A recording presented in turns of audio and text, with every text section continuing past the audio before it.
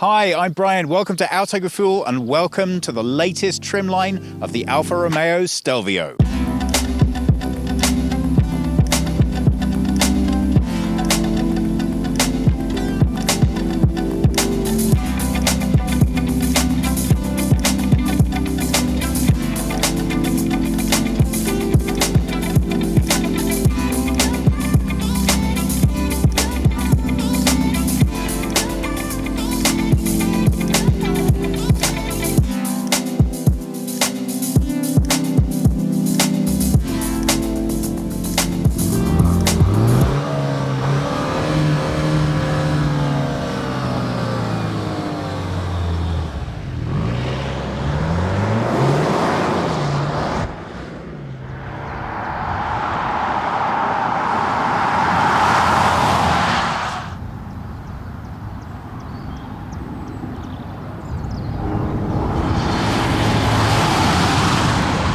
The styling on this car, for me, has always been something that Alfa got really spot on. It's very hard to take a much-loved concept, and I think the Giulia is very well loved throughout the driving community, and then expand that, make it larger, but keep the styling that made it so popular in an SUV format. 4 meters 69 or 185 inches is the length of this car. And I think the proportions are really nicely worked out. So again, you can see a lot of the Giulia's characteristic, but the side of the SUV is often very challenging from a design standpoint. You really want to make sure that all of the features that are loved about the smaller model are carried through, but it is going to be a larger proposition. The way that they've broken up those visual lines are with these lines in the body. They really do strike quite opposing visual levels.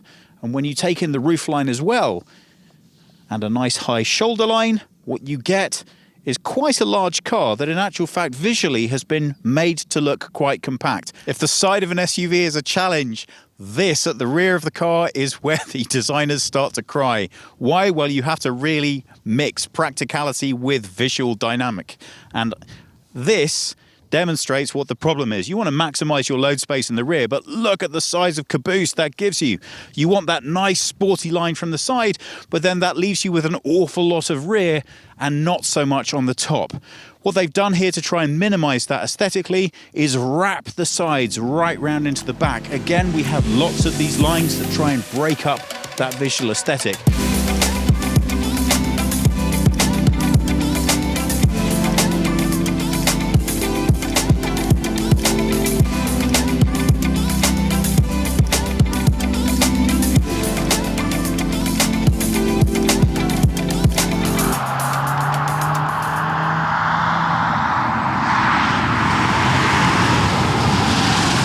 Let's take a closer look inside. Well, the first thing that you notice when you open the door is quite how nicely the material matching and the styling has been put together on this car. It's really nice to see the contrast here, but it's subtle and discreet and it's not too in your face. Further down, well, we have more familiar territory of soft touch plastics, and then at the base, which obviously is where you want them for ease of cleaning, all of the harder touch plastics that are not so aesthetically appealing. But you know what? You are not looking at that when you open the door. You're looking right here. And this has been very nicely finished indeed. There are lots of things about the aesthetic that work really well, but some of those things start coming into contrast the moment that you switch the car on. Well, there are some things that I think could have been changed with the facelift, and one of the most important ones for me is this display right here. As much as I like it a huge amount when we're stationary with the car switched off, the minute that you turn it on, well, the first thing that you gather is that it is not a touchscreen. Okay, that's not the end of the world. There are lots of cars still that haven't moved over to touch technology. It's just surprising how much we've adopted to that standard, which means that you do find yourself an awful lot of the time, even knowing that, still stabbing at it pointlessly with a finger. Okay, hardly the biggest thing in the world. We do have a jog shuttle wheel. Now, if I select navigation, that will allow you to see problem number 2. I'm not quite sure how well the camera will pick up this granularity, but this is not the highest definition or the cleanest screen in the world that you've ever seen. As you can see right here, this is the driver's cluster. We've stayed with these big analog dials I'm personally a big fan of analog, so that doesn't bother me at all. And in the middle, we have a digital display here. This information isn't massively straightforward, and it's not hugely easy to navigate. Drive mode selectors are 10 a penny in cars now, especially SUVs, and a lot of them, frankly, you don't need and you'll never use. The Alfa keeps things nice and simple with the easy to remember DNA. Well, of course, if you want to get a nice clean acronym, there's going to be a compromise made. D for dynamic, nice. N for natural, well, I guess that's standard, so that's nice too. And A for, well, what do you think it is, Jonas? Advanced efficiency. Advanced efficiency. Okay, so that's a bit of a stretch, but it does make it nice and easy for us to remember. It's really easy to use when you're driving. And as we can see, if Jonas can show you on the screen, what I particularly like about this is the change in color as well. Visually, that's a really nice cue. So blue for standard, red for come on, let's go. And A for, well, at least let's try and save a bit of the planet. Well, there's no point buying an SUV unless you can fit actual grown-ups in the back. So how does the Stelvio get on? Nice. I'm 5'10" or 178 centimeters, but I do have very short legs and a very long torso. So if you have a look at my headroom, you could probably compare that with somebody who's about 6'1". And as you can see, I've got plenty of space and comfort back here. Now, a lot of attention has been paid to the finishing of the materials and again with the aesthetic in the rear. It's really nice and clean. Now, I think it could have been let down or delivered a little bit better in a couple of places. These air vents, for example, are particularly plasticky in their housing. And lower down, great, we've got these 2 USB ports, but this whole central system just looks a little bit like it could have been finished off a bit more cleanly. All right, so you've bought your SUV and you're very happy that you can fit grown-ups in the back of it. You like that it's not too big visually. You're very excited to notice all the additional space you have. But wait, and when I say but wait, I do mean but wait. I think that has to be one of the slowest tail lifts in the business. Well, you know, that's not a deal breaker. We can see that when we get back here, we have a very generous space indeed. I really like the way that Alfa have used this space to not only make sure that the backseat passengers have ample room, but you still have a very generous boot back here. We've got a standard 40-20-40 split. Yes, that does make 100%. And as you can see, I can drop these seats down from back here, but they're not automatic, so I still actually have to fold them myself. Now, they're not quite fold flat, but you know what? They're not far off either. So you've got more than enough room back here to fit more or less anything that you could realistically want to. And when you use the car in everyday mode, well, I think you'll agree there's more than enough space. And we've even got a little bit underneath for extra storage as well. So everything considered, well done, Alfa. Nice job on the boot. Ah, gas struts. Well, you can see right from the get-go that they really haven't been messing around when they put that away into its house. What you're looking at is the 2-litre turbo, 280 horsepower petrol all-wheel drive. Now, there are, again, a bewildering array of engines on offer for this car. You can go everything from a 2-litre at 200 horsepower right up to a 510 horsepower beast twin turbo. If you want diesels, they go from a 2.2 litre at 210 horsepower all-wheel drive up to, or down to I should say, sorry, a 160 horsepower 2.2 litre diesel as well.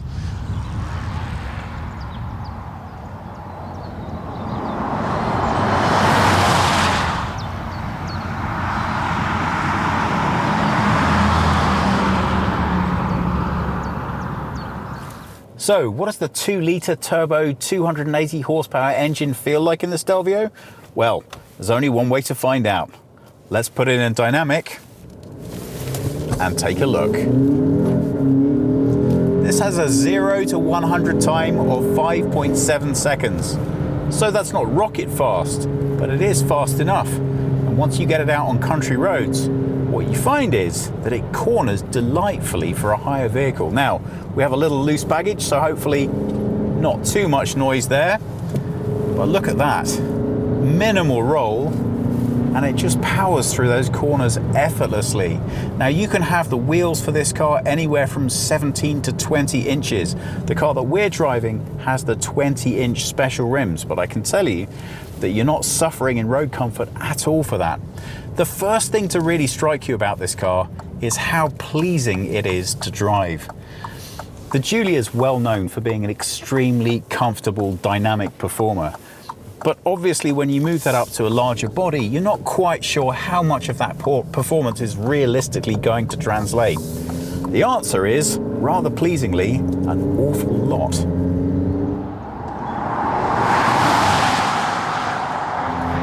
That power in this car is delivered to the wheels by an 8-speed automatic gearbox. How does it perform? Well, once I've gotten over my initial slight sadness at the feel of the gear stick, I determined I'd just get round that by not touching it again. The automatic gear selection is smooth, it's precise, and you really don't notice any significant turbo lag. I say significant because obviously it is still there, it is still evident, and you do get it. But you know what? The performance of the power being delivered to the wheels is so enjoyable that you're really not thinking about it. Mostly, you will spend your time driving this car being astonished at how much of the Giulia driving experience they've able to keep in the larger body. Now, obviously, there are going to be compromises. Clearly, it's going to have more body roll than its lower brother, and it's not going to feel quite as quick off the mark. But honestly, I just don't think you're going to mind. If an SUV is what you're going for, then you're going to be able to maintain everything you like about the smaller car in the larger one. So, those are the positives. What else? Well, pleased to be able to tell you even more positives. Common bugbear for SUVs, particularly on the smaller end, is that they don't have spectacular all-round visibility.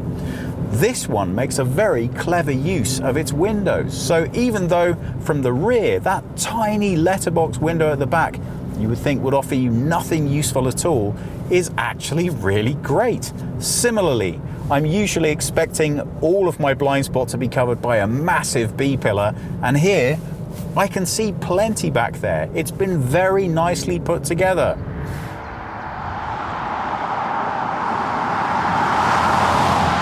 Well, it wouldn't be quite right if we left here today without giving you at least a small peek at the Quadrifoglio. And of course, that completes the lineup for the Stelvio.